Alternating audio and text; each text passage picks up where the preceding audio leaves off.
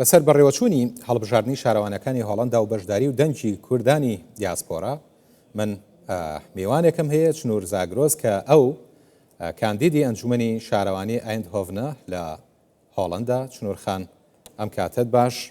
ئەگەر پێمان بڵیت بۆ بیرە لەوە کردووەتەوە خۆ هەڵبژێری بۆ شارەوانیەکانی هۆڵەندا واتەوێت چی بکەیت؟ ئەم کاتتان باش، سڵاو و ڕێزم هەیە لە خزمەتی جنابتەوە هەروەها خزمەتی هەموو بینەرانی خۆشەویستی کە ئیمڕۆ سێریەم پرۆگراماکەن. من ببوونیەوە خۆم هەڵبژاردووە بەڕاستی چونکە ساڵهایەکی فراوانە لە بواری چالاکی کۆمەڵایەتی و هەروەها هیومن رایتس وەکو ئاکتیڤیستە ئیشم کردووە و هەروەها وەکو ئەکەدەمیسیەنێ لە بواری دایڤەرسیتی ئینکلوژن و دموکراسی زۆر فعال بووم و زۆر ئاکتیڤ ببوونیەوە حەزم کرد ئەم جارەیش ئەو تەجروبیاتانە کە هەمە بەڕاستی لە ڕێگەی کە سیاسەتی بڵێن مەحەلی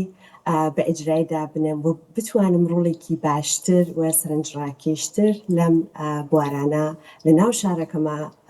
هەروەها لە خزمەت کۆمەڵگا بتوانم ئەنجامی بدەم. باش، لە چوارچەوەی پارتێکی دیاریکرا و خۆ هەڵبژاردویان وەکو سەربەخۆ خۆتان هەڵبژاردووە چنوورخان؟ لە هۆلەندا کەس ناتوانێت سەربەخۆ خۆی هەڵبژێرێت، هەموو کەسەکان ئەشێ لەژێر پارتی یعنی حزبێک سیاسیە کاندید ببن. من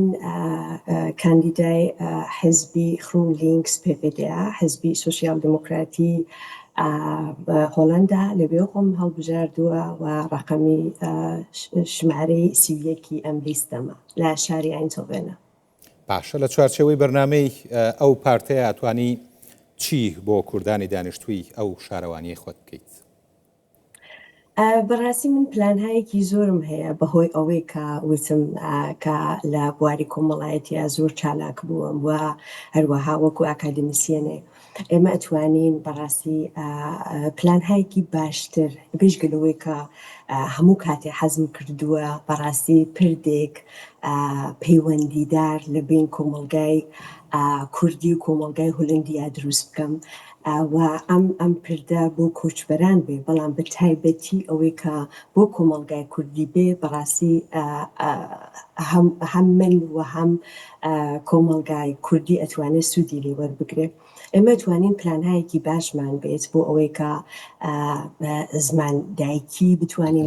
لە مەکتەبەکانە دابنین و هەروەها لە لەحاظی خزمەت گوزاری بۆ جوانەکان و مەسئلەی ئینتیگریشنێ کە ئایسە بەڕاستی هەروە کە خۆتان ئەزانن لە ئەوروپا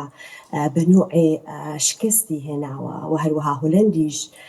دانێ لەو وڵاتانەیە ئەتوانین بە باشتر و بە جوانی ئەم خزمەت گوزاریە و ئەم ئینتیگریشنە بۆ جوانەکانمان بۆ نوۆی تازەیە کە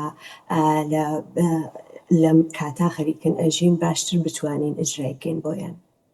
باش، بەعام بەشداری کوردانی هۆڵەندا لە کایە سیاسی و خۆجێیەکانە وەک هاوشەوەی ئەم هەڵبژاردنانە چۆنە، ینی کاریگەریان چییە؟ بەڕاستی کاریگەریەکی زۆری ئەتوانێت لەسەر شارەکە و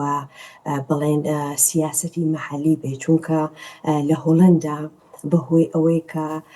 هەر شارداریە لە شارەکەیە خۆی ئەتوانێت بڕیار بدات لەسەر تەرخانکردنی بودجە و لەسەر ساخت و ساز، لەسەر پرۆژەهای کۆمەڵایەتی، لەسەر پرۆژەهای ژینگە، لەسەر مەسئلەی پەنابەر، لە هەر شتێک کە بیریکەنەوە لە قەزیە هاتوچوو، ئەمانە هەموو گرنگی هایەکە کە هەر شارێ پێویستی پێە و ئەم ئەنجومەنە ئەتوانێت ئەم کارانە بەڕاستی بە باشی ئەنجام بدە. ئیتر چه باشتر کە لەم هەوڵا و لەم کارە بتوانی پرۆژەهایەکی کۆمەڵایەتیش دەخیلکەی لەم بۆ بە ئەساسی قانون، بە ئەساس شتێکە بەڕاستی قانون ڕێگەت پێ ئەدا ئەو کارانە بکەی بتوانی ئەنجامی بدەیت. باشە، وەک خۆت داوای چی لە هاوڵاتیانی کوورد دەکەیت ئەوانەی کە بە تایبەتی لەو شارەوانیەی تۆ نیشتەجێن بۆ هاتن بۆ دەنگدان بە تایبەتی بۆیەوە؟ بەڕاستی من حەزەکەم لێرەوە ئەمە بێتە تریبوونێ بۆ ئەوەی کە پەیوەندیە بکەم لەگەڵ کوردە خۆشەویستەکانی دیاسپۆرا فەرق ناکات لە چه وڵاتێک بژین یا لەکوێ بن مهم ئەوەیە ئایسە دەرفەتێک هەیە ئایسە لە هۆلەندا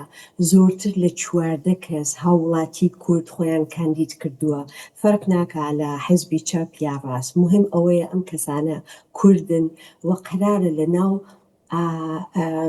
شارەوانیە مهمەکانە 14 شارەوانیە ئەمانە خۆیان بنوێنن پس من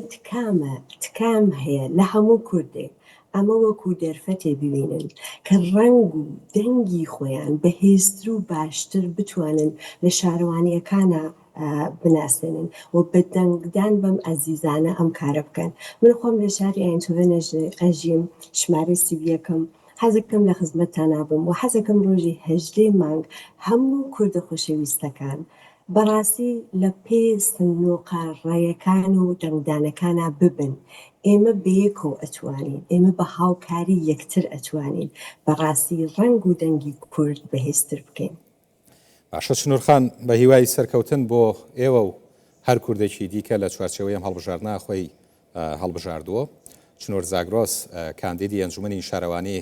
ئایندهۆڤن لە هۆڵەنداوە سپاس بۆ ئێوە